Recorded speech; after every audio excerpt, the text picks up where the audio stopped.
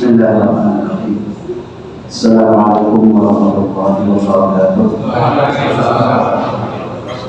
Innal hamdalillah nahmaduhu wa nasta'inuhu wa nastaghfiruh wa na'udzu billahi min shururi anfusina wa sayyiati a'malina. May yahdihillahu fala mudilla lahu wa may yudlil fala hadiya lahu.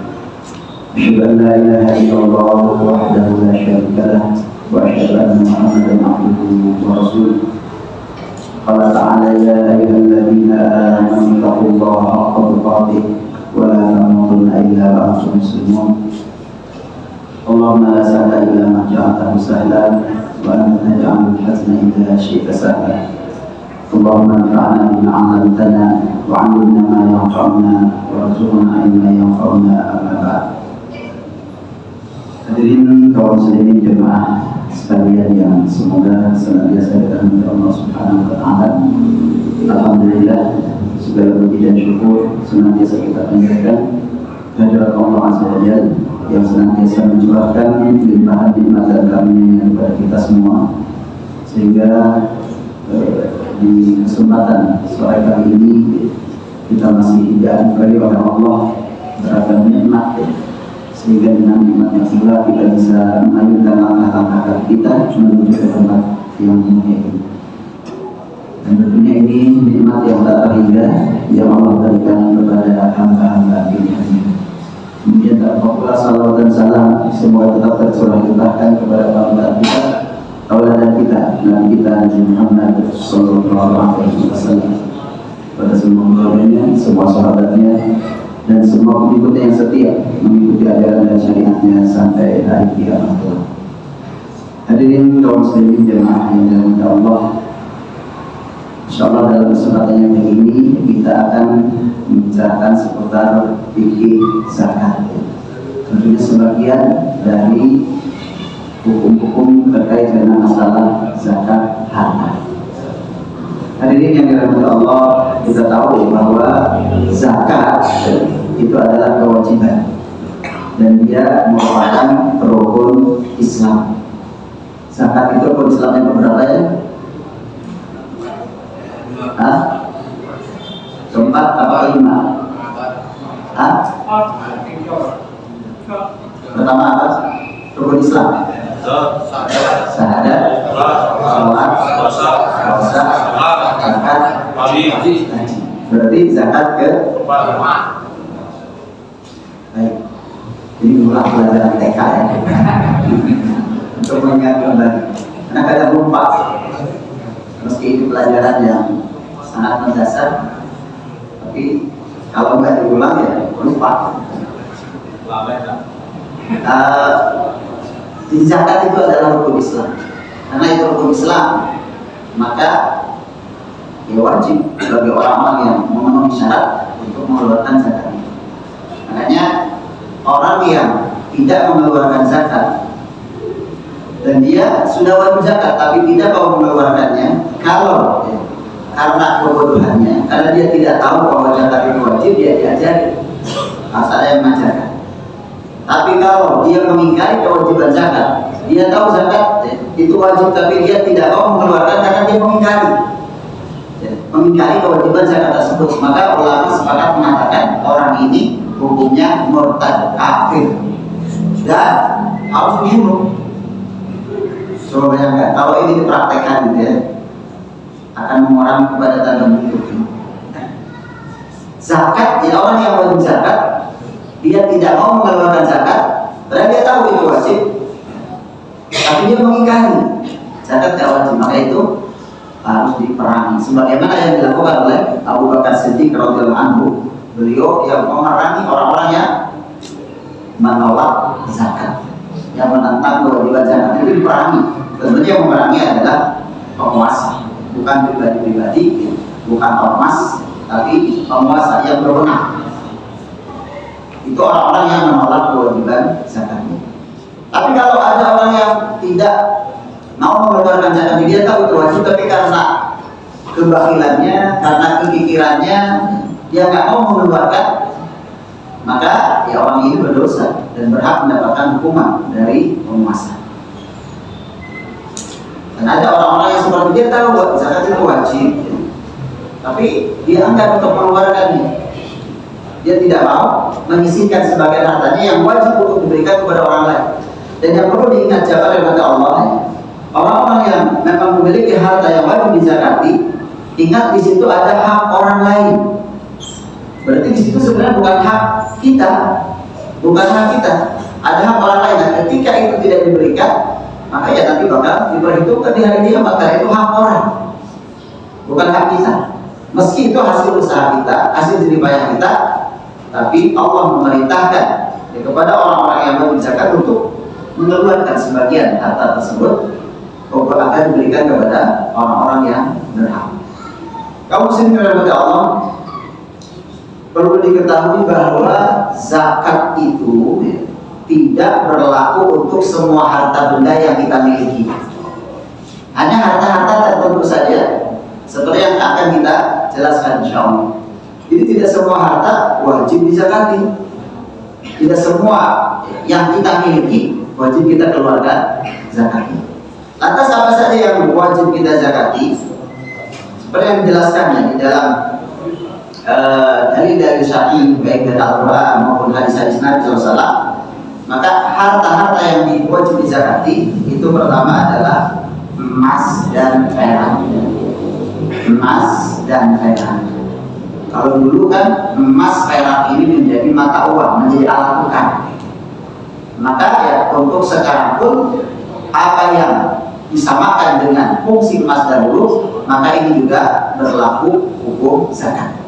Seperti uang dengan berbagai macamnya.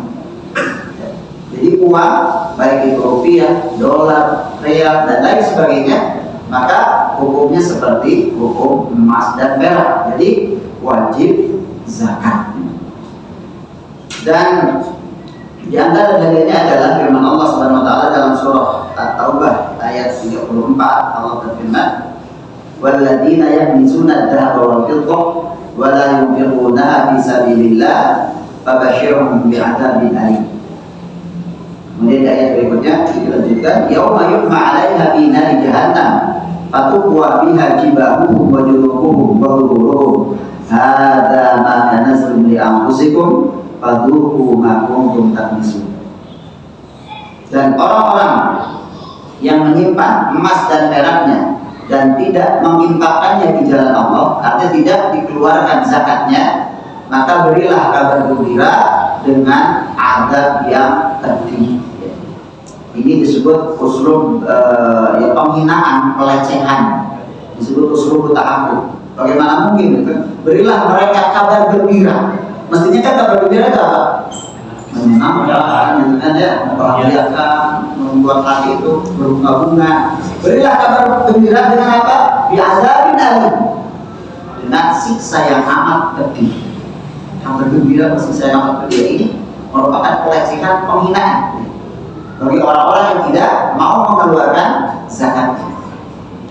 Jadi orang-orang yang menyimpan emas dan perak yang tidak dikeluarkan zakatnya, berilah kabar gembira dengan siksa yang amat pedih.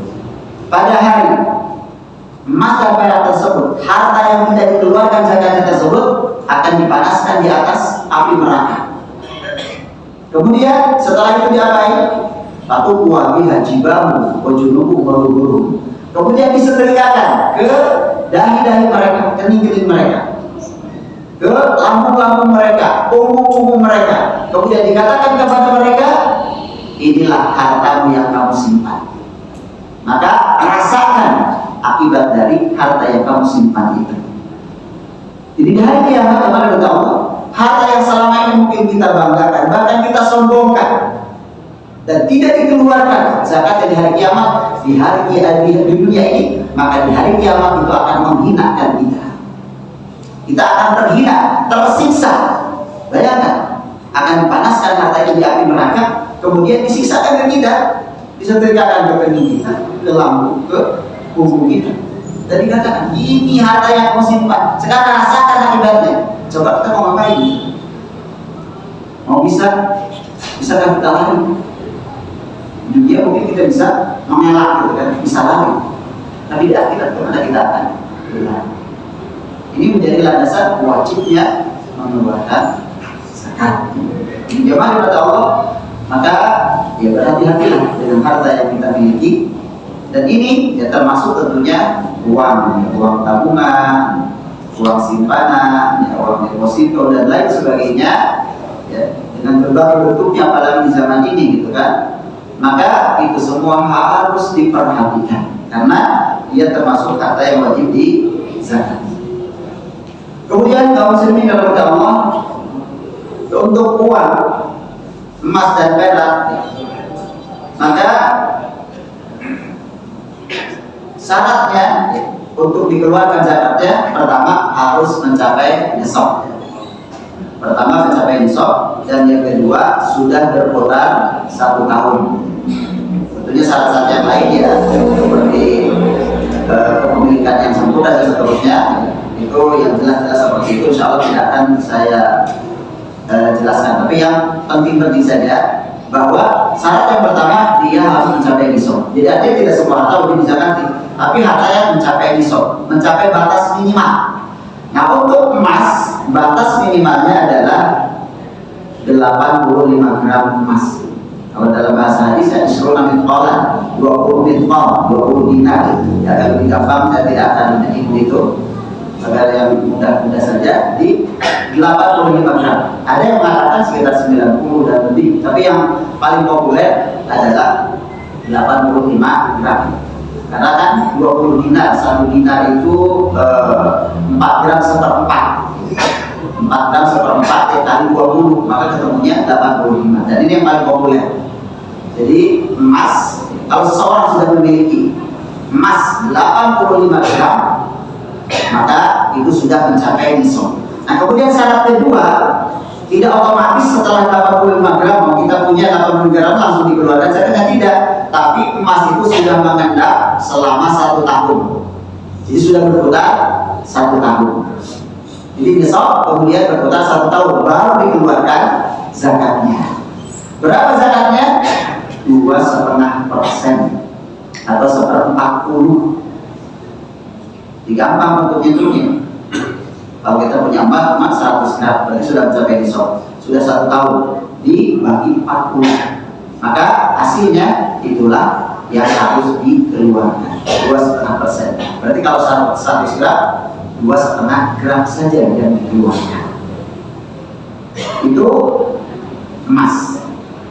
Ada perak, itu 200 dirham. Perak itu dijelaskan para ulama itu saya sekitar 595 gram. 595 gram perak. Ini batas minimal kewajiban zakat. Jadi nisabnya adalah 595 gram. Nah ini syaratnya sama ya tadi dengan emas. Jadi kalau sudah berputar 1 tahun maka zakatnya 2,5%. Dan ini jamaah kata Allah, tentunya dulu dulu emas sekitar 85 gram dengan perak sekitar 595 gram itu hampir sama nilainya di zaman Nabi SAW dan zaman para sahabat. Ada sekarang yang tentunya antara emas dan perak ya sangat jauh ya. Sekarang sangat jauh. Ya, kalau dulu antara 200 dirham dengan 20 mithqal itu hampir sebanding.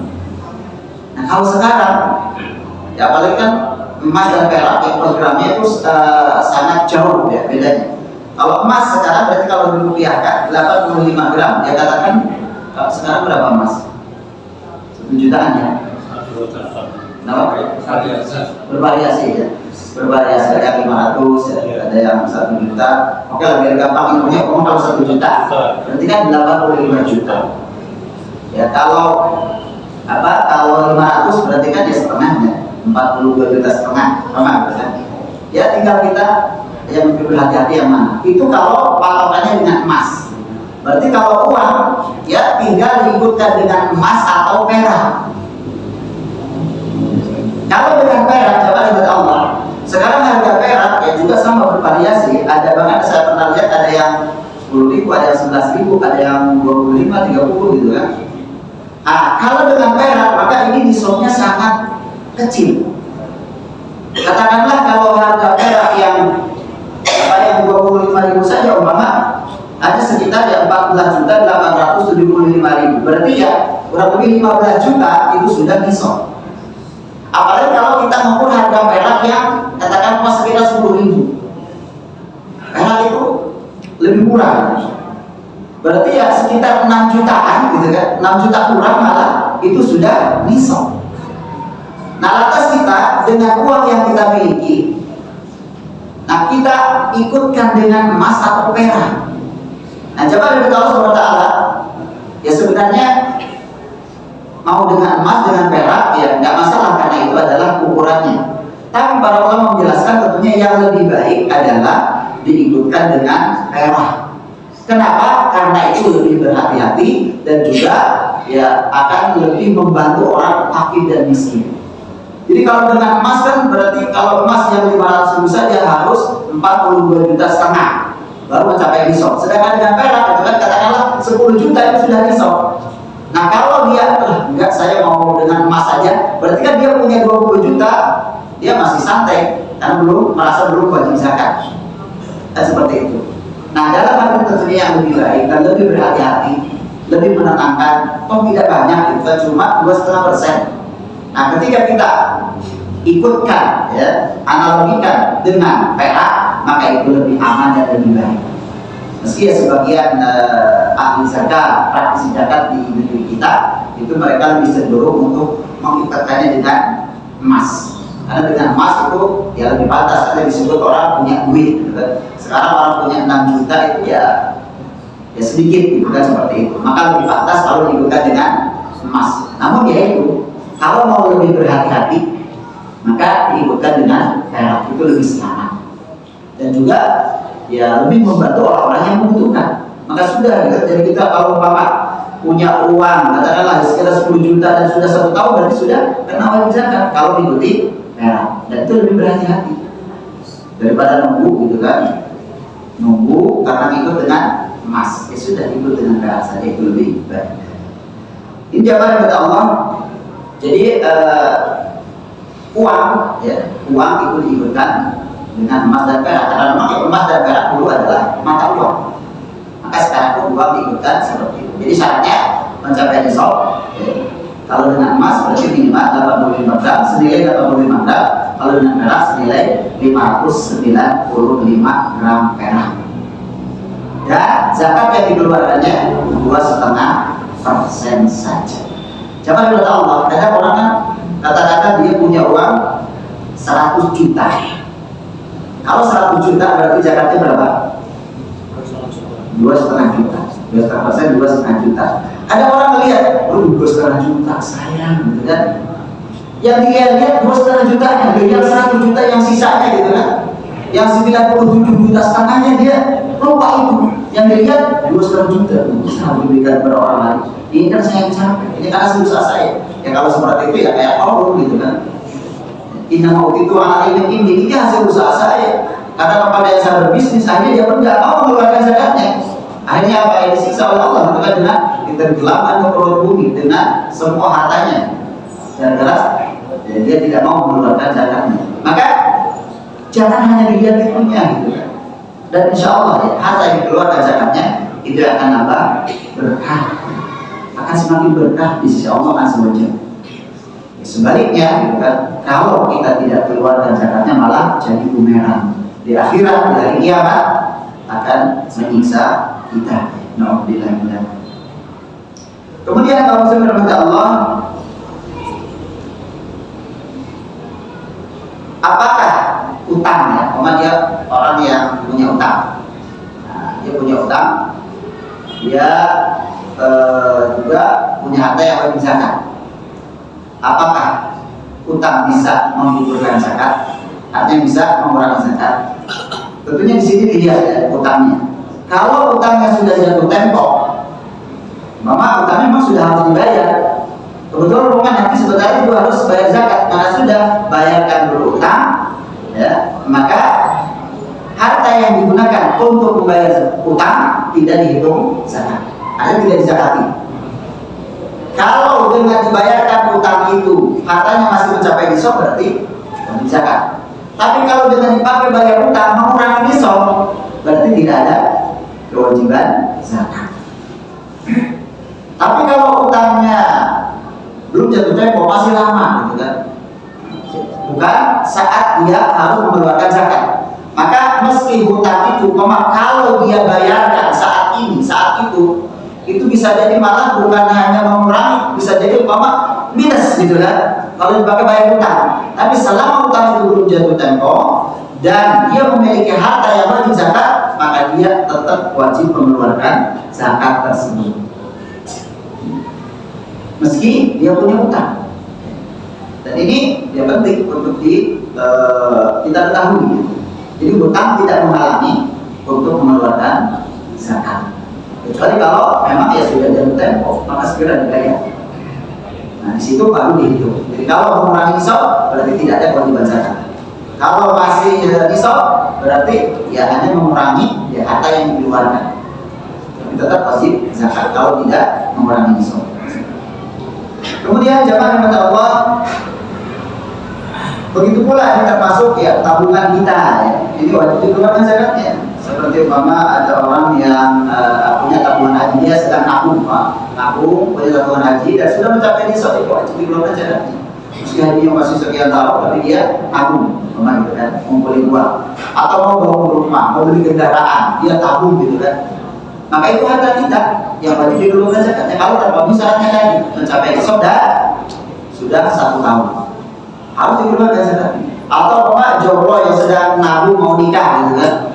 Nah hartanya sudah mencapai nisab dan sudah 1 tahun, wajib dikeluarkan zakatnya. Jadi tabungan ya apapun itu, maka ini harus dikeluarkan zakatnya kalau terpenuhi syaratnya. Kemudian jamaah yang Allah, yang berikutnya di harta yang wajib dizakati adalah zakat perniagaan. Yang saya pilihkan saja dulu ya, zakat perdagangan. Nah ini perlu diperhatikan bagi para pebisnis ya, orang-orang yang terjun di dunia bisnis, di dunia niaga. Ingat di situ ya ada hak-hak Allah ya, ada hak-hak orang lain yang harus ditunaikan. Jamaah yang kata Allah, zakat perniagaan itu sebuah barang yang diniagakan, sebuah barang yang diperjualbelikan, apapun itu, maka itu masuk zakat perdagangan. Mau rumah, kendaraan, tanah dan seterusnya. Padahal kan hukum asal rumah yang kita tempati itu tidak ada kewajiban zakat. Tanah tidak ada kewajiban zakat, kendaraan tidak ada kewajiban zakat. Lain dengan pajak ya, kalau pajak itu wajib semua dipajak. Tapi dalam syariat, rumah yang kita tempati, kendaraan yang kita pakai, gitu kan, atau yang kita koleksi, ya selama tidak untuk niaga itu tidak ada kewajiban zakat, tidak ada kewajiban zakat.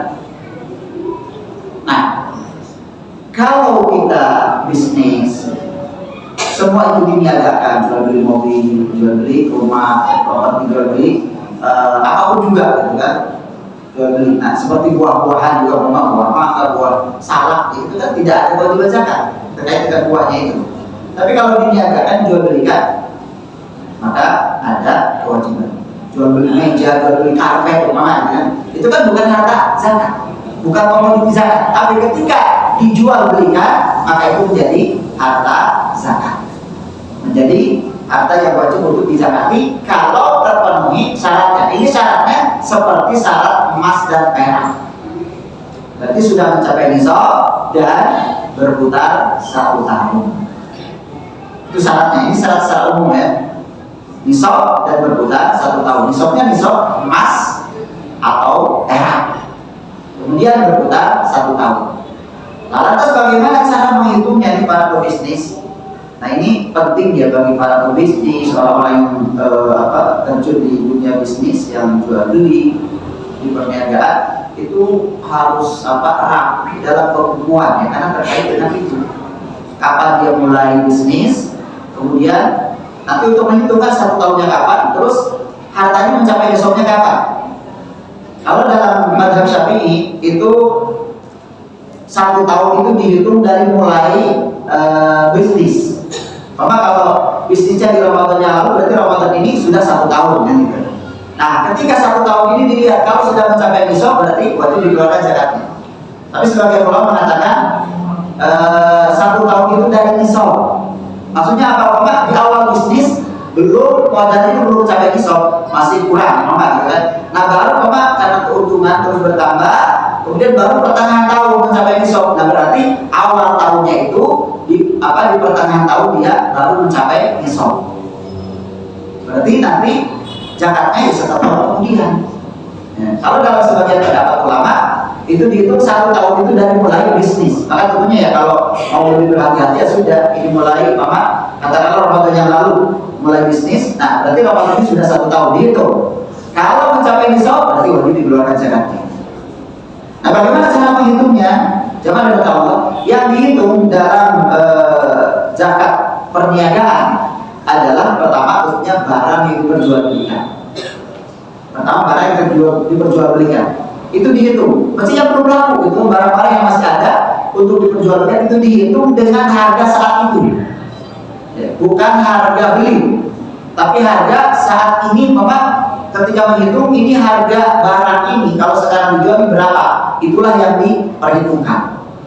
Meskipun ketika waktu beli bisa jadi lebih murah atau lebih mahal, bukan itu yang jadi ukuran. Tapi ini saat ini ketika dihitung ini lakunya berapa, pasarannya berapa, gitu kan? Wajarnya lazimnya berapa harga barang ini dihitung semua. Kemudian juga tentunya ya keuntungan yang didapat, modal yang ada semua dihitung. Nah baru setelah dihitung semua, ketika sudah mencapai nisab, keluarkan zakatnya.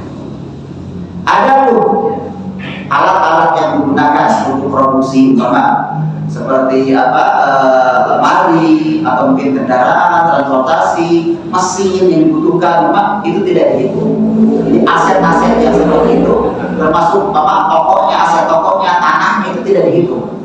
Jadi yang dihitung adalah yang digunakan untuk jual beli, untuk bisnis, untuk jual belinya, yang mendatangkan keuntungannya.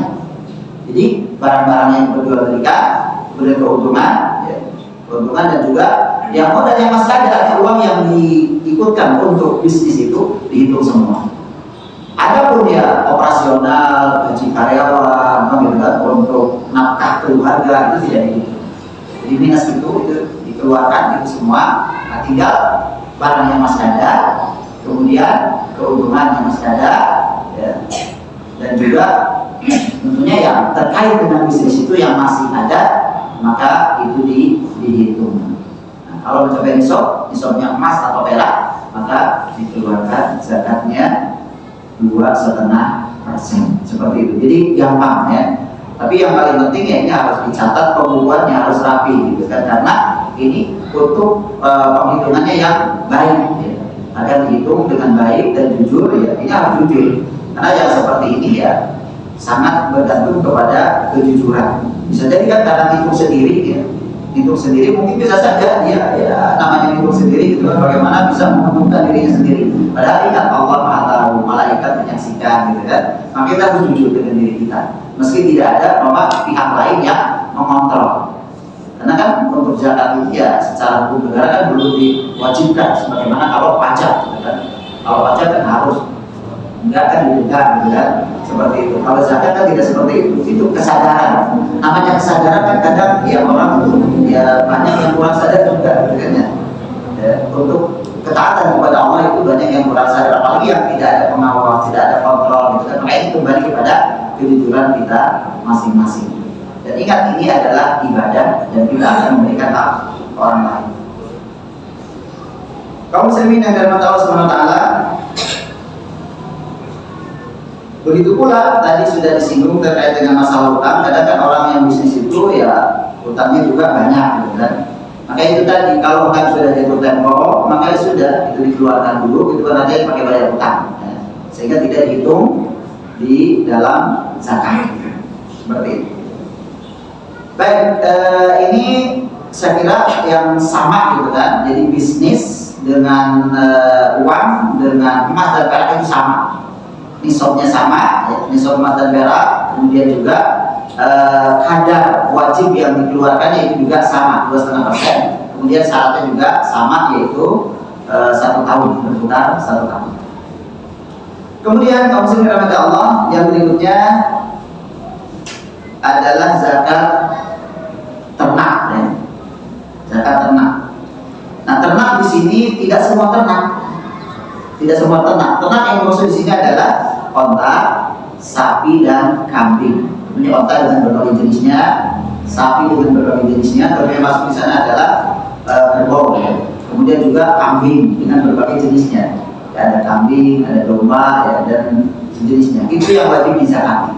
Adapun ayam, ya, kelinci, umpama, ya, bebek, kemudian burung, itu tidak wajib dizakati. Ya, tidak wajib dizakati. Apalagi burung yang tidak bersayap, itu tidak wajib dizakati. Coba kita tahu sementara.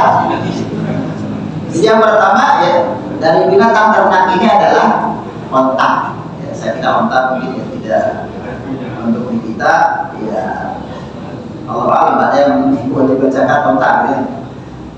Ya ada, saya kira ya onta kan adanya di binatang, ya. Coba kita Allah untuk binatang ternak ini syaratnya sama, itu kan tadi mencapai nisab. Nah, untuk onta nisabnya adalah 5. Jadi minimal memiliki 5 onta, maka zakatnya 1 ekor kambing. 1 ekor kambing. Kemudian 5 sampai 9. Nah, 10 sampai 14 itu 2 ekor kambing. Kemudian 15 sampai 19 itu 3 ekor kambing. Kemudian 20 sampai 24 itu 4 ekor kambing, seperti itu. Namun setelahnya dari 25 ke atas itu sudah dari jenis onta itu sendiri. Nah, coba menurut Allah jadi minimalnya adalah 5 ekor. Sudah, saya kira ini tidak perlu diperpanjang. Kemudian yang kedua, sapi. Nah, kalau sapi nisabnya adalah 30. 30 ekor sapi itu minimalnya.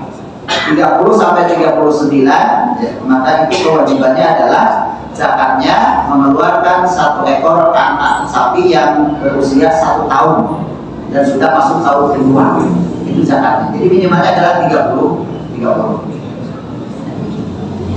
Kemudian kambing. Nah, kalau kambing itu batas minimalnya nisabnya adalah 40 sampai 120. Ya, 40 sampai 120 itu cuma 1 ekor. Jadi batas minimalnya 40. Nah, kelipatannya 80 enggak 2 kambing, 120 sampai 53 gitu kan, enggak 3 kambing. Enggak 3 kambing seperti itu. Ya, ini kemurahan dari Allah Subhanahu wa taala, bayangkan. 40 itu 1. Kelipatannya 80 masih 1 sampai 120. Baru 121 itu 2. Jadi tidak kelipatan 40, ya. Tiap 40 1 ekor, tidak seperti itu. Ya, tentunya kasih sayang Allah Subhanahu wa taala. Itu pun masih dengan syarat yang lain, itu nisabnya. Nah, syarat yang lainnya adalah nisab itu sudah 1 tahun. Jadi tidak begitu memiliki 1 ekor 40 ekor kambing langsung dizakati, tidak, tapi nunggu 1 tahun. Kalau 1 tahun baru dikeluarkan zakatnya 1 ekor. Nah, syarat yang lainnya, ya, ini juga penting. Ya, syarat yang lainnya adalah binatang ternak tersebut, sapi kambing tersebut yang wajib dizakati itu kalau dia nyari makan sendiri. Nyari makan sendiri, pemiliknya nggak capek kasih makan. Nyari makan sendiri dalam 1 tahun itu atau dalam mayoritas tahun. Maksudnya kalau setahun itu kan 12 bulan. Nah, berarti kan kalau yang paling banyak dalam setahun berarti paling tidak 7 bulan. Dalam 7 bulan dia nyari makan sendiri. 5 bulan kalau dikasih makan oleh pemiliknya, maka ini wajib zakat. Wajib zakat. Jadi ini jawaban kata Allah. Kalau umpama selama, dan ini yang biasa di kita gitu kan, biasanya pemilik kambing itu kan nyari makan sendiri, kasih makan sendiri. Kalau seperti ini tidak ada wajib zakat. Masya Allah, ya. Jadi meski sudah masuk nisab, meski sudah 1 tahun, kalau si pemiliknya ngasih makan, ya, minimal dalam 7 bulan, gitu kan, apalagi dalam selamanya, maka itu tidak ada kewajiban zakat. Karena syarat zakat itu kalau si kambing, kalau binatang ternak ini dia membalas sendiri, nyari sendiri. Jadi pemiliknya nggak capek, gitu kan, nggak ngarit, ya, nggak capek, nggak nyari rumput. Itu tidak wajib zakat. Kemudian juga syaratnya binatang ternak tersebut tidak digunakan untuk keperluan, tidak dikerjakan. Nah kalau itu Bapak sapi digunakan untuk pajak sawah atau untuk ngangkut barang, itu juga tidak ada kewajiban zakat. Nah dari syarat-syarat ini maka ya kita bisa paham gitu kan. Jadi yang wajib mengeluarkan zakat itu yang memiliki harta binatang ternak itu yang sebenarnya pemiliknya nggak capek gitu kan, nggak capek ngurus, itu dikeluarkan zakat. Kalau yang dia capek ngurus nggak ada kewajiban, meski dia memiliki ratusan, ya. Hanya saja ingat kalau diperjualbelikan maka pindah jadi komoditi zakat. Karena apa? Jadi barang dagangan.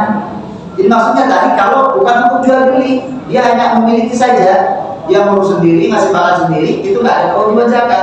Tapi kalau diperjualbelikan maka masuknya bukan zakat binatang ternak, tapi zakat barang dagangan. Kalau diperjualbelikan beda judul dan penghitungannya pun beda, nggak hitung-hitung dengan bilangan kambing tadi gitu kan. Tapi hisopnya adalah hisop barang dagangan, hisop emas atau perak seperti itu. Ya sama aja tadi, orang memiliki rumah, memiliki kendaraan gitu kan. Kalau untuk dipakai nggak ada zakatnya. Tapi ketika dia bisniskan, diperjualbelikan atau disewakan, maka yang dinilai adalah hasil sewanya, uangnya gitu kan. Uangnya ketika dibisniskan juga kan hasil bisnisnya, bukan yang lain. Jadi hasil bisnisnya itu yang dihitung, hasil sewanya itu yang dihitung, jadi uangnya yang dihitung. Nah ini jawaban kata Allah ya, terkait dengan zakat ternak. Kemudian kaum firman Allah yang berikutnya, yang keempat, zakat pertanian ya. Zakat pertanian. Nah, pertanian yang dimaksud di sini adalah hasil bumi. Zakat hasil bumi itu sudah disebutkan dalam hadis ya, yaitu gandum, ya, kemudian kurma, anggur ya, anggur. Kemudian ya para ulama mengatakan bahwa yang dimaksud itu adalah bahan pokok yang bisa disimpan. Sebagai beberapa ulama, maka dalam hal ini berarti masuk padi. Jadi hasil pertanian, hasil bumi termasuk adalah padi. Jadi kita tentunya yang paling banyak adalah padi. Nah, jamaah firman Allah, untuk padi hasil pertanian ini nisabnya adalah sekitar 750 kg. Jadi tidak sampai 1 kuintal ya. Jadi tidak sampai 1 ton ya. Berarti 7 kintal setengah. 750 kg. Jadi kalau orang panen padi ya, maka ini harus diperhatikan. Jadi nisabnya 750 kg. Sekitar itu. Ada yang mengatakan 600 kilo gitu kan. 6 kuintal. Ya, kurang lebih lah seperti itu. Nah, jemaah firman Allah, ini seberapa persen zakatnya? Kalau ada hujan, artinya pemiliknya tidak mengairi sendiri, tapi cukup dengan air hujan, atau dia yang menyerap air dengan akarnya, gitu. Artinya nggak perlu capek pemiliknya, maka zakatnya 10%. 10%. Berarti kalau panennya umpama 1 ton, maka 1 kintal dia keluarkan zakatnya. Seperti itu. Tapi kalau capek, dia yang nyiram, gitu kan, ngambil air, atau beli air dan seterusnya, maka ya zakatnya adalah 5%. 5% saja, 1/20. Itu kalau capek, ya, pemiliknya capek. Nah ini jawaban kata Allah terkait dengan zakat pertanian. Nah terkait dengan masalah ini, yang wajib mengeluarkan zakat adalah yang memiliki padi itu. Kalau itu padi, meski umpama tanahnya hasil sewa, ya, tanahnya dimiliki orang gitu kan, karena dia yang memiliki itu, maka dia yang mengeluarkan zakatnya. Nah, maka dari itu, jemaah dengan Allah, ketika umpama kalau di kampung kan biasanya kalau habis panen itu ada orang-orang yang mengumpulkan sisa-sisa padi, gitu kan? Atau ada di sini ya. Kalau orang barat itu mengatakan ngajamba gitu ya. Jadi mengumpul sisa-sisa yang sudah dibuang, gitu kan? Jerami sudah dibuang, biasanya di sisa-sisanya. Nah, kalau umpama dia nyari sisa-sisa itu berkumpul sampai 1 ton, umpama gitu kan? Kira-kira wajib zakat tidak? Tidak wajib zakat. Karena ya asalnya gitu kan, di saat padi itu sudah menguning, sudah keras, itu bukan milik dia, gitu kan, bukan milik dia. Maka orang seperti itu tidak wajib zakat. Begitu halnya ketika seorang pembeli membeli, maka katakannya padi, gitu kan, beli gabah, ya. Beli gabah kepada petani, maka yang wajib zakat ya petaninya. Ada pun pembeli, meski dia punya tontonan, tidak wajib zakat, gitu kan, dari padinya. Tapi kalau dia berbisnis, maka ya tadi itu judulnya adalah zakat perniagaan. Kalau saya firman Allah SWT, ya mungkin itu barangkali ya, beberapa poin yang bisa kita sampaikan, beberapa jenis harta yang harus kita keluarkan zakatnya. Pertama adalah emas perak, termasuk uang, kemudian zakat perniagaan, zakat binatang ternak, dan juga pertanian atau hasil bumi. Untuk pertanian dulu, ya, ini tadi lupa. Untuk zakat hasil pertanian itu dikeluarkan setiap kali panen. Jadi tidak nunggu 1 tahun, tidak nunggu haul, tapi ketika panen. Atau hakku yang masuk tidak tahu. Keluarkan haknya, zakatnya di saat panen. Nah, para ulama menjelaskan, ya, dikeluarkan zakatnya itu di saat pantas sudah mengering, pantas untuk disimpan. Lalu dikeluarkan zakatnya, diberikan kepada yang berhak. Baik, mungkin ini jawaban dari Allah. Meski sebenarnya masih ada rikas, kemudian juga ada makil atau barang tambang, ya, termasuk harta zakat. Tapi saya kira ini mungkin cukup mewakili karena ini yang paling banyak, ya, yang paling banyak, yang paling kita kenal terkait dengan harta yang wajib kita zakati. Jadi intinya bahwa tidak semua harta yang kita miliki wajib dizakati. Ya. Tidak semua harta benda yang menjadi milik seseorang wajib dizakati, tapi hanya harta-harta tertentu saja. Baik, mungkin ini jawaban untuk Allah yang bisa disampaikan.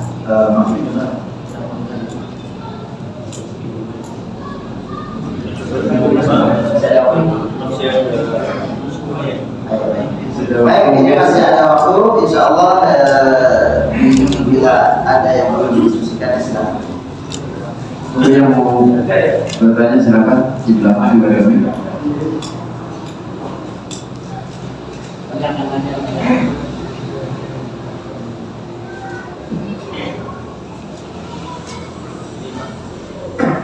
Assalamualaikum warahmatullahi wabarakatuh. Ustaz, saya mau tanya, tadi disebutkan untuk zakat adalah emas dan perak. Kalau intan sama berlian itu termasuk dikategorikan emas apa enggak? Yang kedua, ada zakat penghasilan. Itu zakat penghasilan itu kategori zakat yang mana? Itu aja. Pertama, tadi yang ditanyakan apakah intan permata, ya, batu permata yang bisa jadi harganya lebih mahal daripada emas, apakah itu wajib zakat? Maka yang wajib hanya emas dan perak. Jadi adapun intan permata meski lebih mahal itu tidak ada kewajiban zakat. Tidak ada kewajiban zakat. Maka ya kalau udah saya kalau gitu intan saja, tidak wajib zakat. Ya sebenarnya nggak masalah, tapi kalau niatnya seperti itu kan niatnya busuk, niatnya jelek gitu, untuk menghindar zakat. Sebenarnya boleh saja, boleh saja. Tapi jangan niat seperti itu. Ya karena suka nggak masalah gitu kan. Karena hobi bapak nggak apa-apa. Tapi kalau niatnya menghindari zakat, ya itu niat yang jelek. Kemudian yang kedua, zakat penghasilan. Ini menariknya. Penghasilan itu apa sih?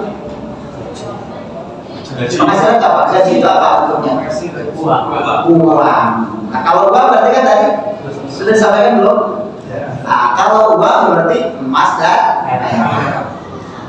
Emas dan perak. Emas dan perak tadi kalau emas 85 gram. Ya, jadi kalau dibutuhkan emas, kalau dibutuhkan perak 595 gram. Dan yang perlu diketahui bahwa uang itu kan dari dulu juga sudah ada, gitu kan? Yaitu emas perak, itu uang, dan zakatnya sudah jelas, gitu kan? Mencapai nisab dan berputar 1 tahun seperti itu. Maka profesi itu. Kenapa? Kalau yang untuk profesi, istilah profesi secara profesi. Nah itulah makanya kan profesi kan apa? Uang kan? Profesi kan uang. Nah dari situ maka ya ulama menjelaskan ya uang kan sudah ada standarnya, sudah ada dalilnya terkait dengan zakat uang. Maka dari itu ya acuannya adalah uang.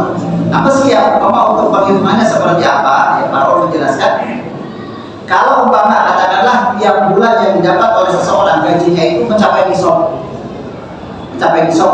dan katakanlah ya gajinya dalam satu bulan itu sudah mencapai nisab 100 juta maksudnya ya. ya artinya mencapai nisab, kemudian juga tidak berkurang dari nisab itu karena ya dia nggak buru-buru kan?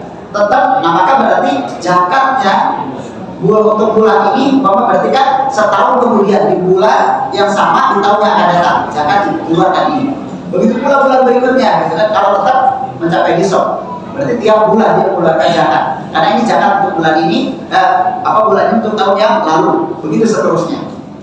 Tapi kalau umpama ini sulit seperti ini, maka yang paling gampang sudah kita tetapkan dalam setiap tahun satu bulan. Satu bulan, katakanlah bulan Ramadan, agar ingat, nah dalam Ramadan itu di tabungan kita, gitu kan, deposito kita atau di tabungan kita yang biasa untuk gaji itu ada berapa? Nah, kalau mencapai nisab sudah keluarkan zakatnya, berarti setahun sekali, gitu kan?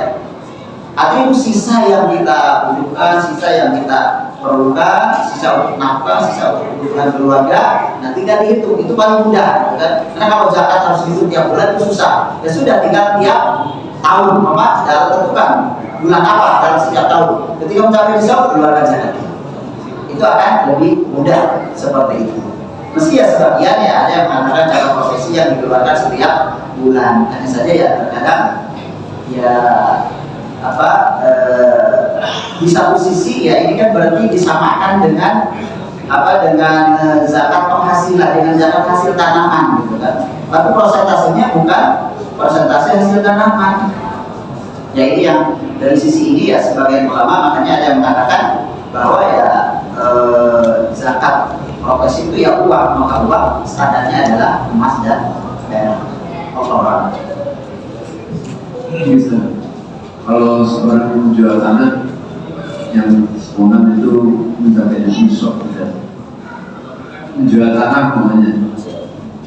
Katanya mencapai nisab harganya, itu langsung dikeluarkan zakat atau enggak? Oh enggak. Kalau tanahnya bukan untuk diperjualbelikan, artinya bukannya untuk diperjualbelikan, tapi kalau ada kebutuhan dia jual. Kemudian uangnya itu mencapai nisab. Maka ya kalau uang ini bapak tetap nisab sampai 1 tahun baru dikeluarkan zakatnya. Ada hasil dari jual beli itu ya belum nisab. Maka belum berkewajiban dikeluarkan zakatnya. Karena betul ya ini ada sebagian orang yang kalau beli mobil baru, beli kendaraan baru wajib zakat, nggak ada wajib zakat. Zakat itu ya kalau harta itu disimpan 1 tahun baru keluarkan zakatnya kalau mencapai nisab. Kecuali kalau kita bisnis tanah gitu kan, tanah ini jadi bisnis. Nah ini juga sama, bisnis kendaraan. Kalau gitu kan tanah ini dijual, berarti kan itu jual beli. Sekali pembuka nggak laku, sudah 1 tahun nggak laku. Tapi ini tanah harganya mencapai nisab bahkan lebih, karena ini jadi barang dagangan, wajib dikeluarkan zakatnya.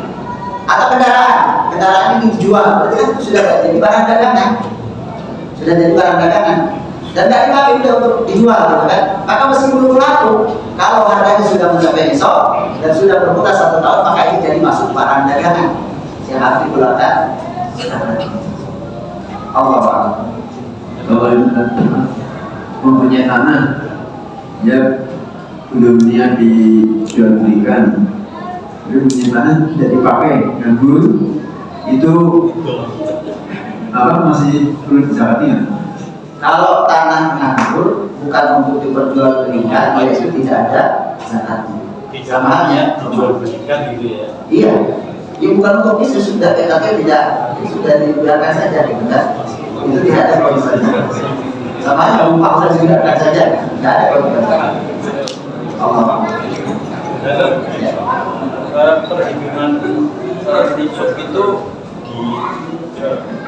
Perhitungan nisab itu dipisah sendiri atau misalnya saya punya tabungan belum sampai nisab, terus ditambah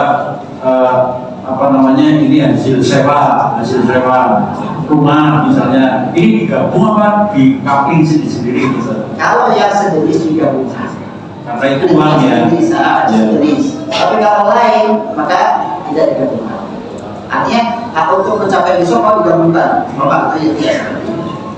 Jadi artinya yang tadinya tabungan itu belum mencapai nisab kan ditambahi harta yang lain ini sehingga bisa mencapai nisab. Itu juga kalau sama-sama uang, ada masalah sewa, Sewa kendaraan, sewa rumah. Dan ada juga tabungan, itu bisa di. Nah kalau waktunya berbeda, ya. Mencapai nisabnya ya. Cuma nisabnya baru kalau waktu 1 tahunnya berbeda, Pak, yang ini sudah 1 tahun, yang ini belum. Berarti ya waktu zakatnya yang 1 tahun saja. Kalau sudah sampai nisab, kalau belum berarti belum. Setelah digabung-gabung, ketika mencapai nisab mulai dihitung gitu ya. Jadi mulai awal tahunnya ketika mencapai nisab. Ketika digabungkan, katakanlah masing-masing dipisah nggak mencapai nisab. Tapi baru dalam perjalanan setengah tahun digabungkan jadi mencapai nisab. Nah berarti ketika digabungkan itu awal tahun, awal nisab. Baru bisa kan setahun kemudian. Kalau masih nisab. Terus satu lagi kan, ini bagaimana hukumnya yang ngapal-ngapalin nisab gitu loh? Ngapal-ngapalin nisab. Dari Allah ya. Ya Bapak, bisa saja. Sebenarnya Bapak ini minggu depan itu sudah 1 tahun dikeluarkan zakatnya. Nah, kemudian dia akal-akali ini berikan itu ya, namanya akal-akalan, itu namanya hilah ya. Itu tidak boleh. Itu haram. Haram. Sama halnya orang akal-akalan sedang berpuasa, gitu kan? Puasa sabar aja lah, gitu kan? Katanya ibu berdoa dengan istrinya itu akal-akalan namanya. Itu tidak boleh. Haram. Baik, ini jawaban dari Allah yang saya sampaikan. Kesempatannya begini, kurang lebih mohon maaf. Sallallahu alaihi Muhammad wa ala alihi wasallam tasliman katsira. Subhanallah wa bihamdihi asyhadu an la ilaha illa anta astaghfiruka wa atubu ilaik. Wassalamualaikum warahmatullahi wabarakatuh. Jangan lupa subscribe di Alam Gunung Sidik Cilacap Alomar.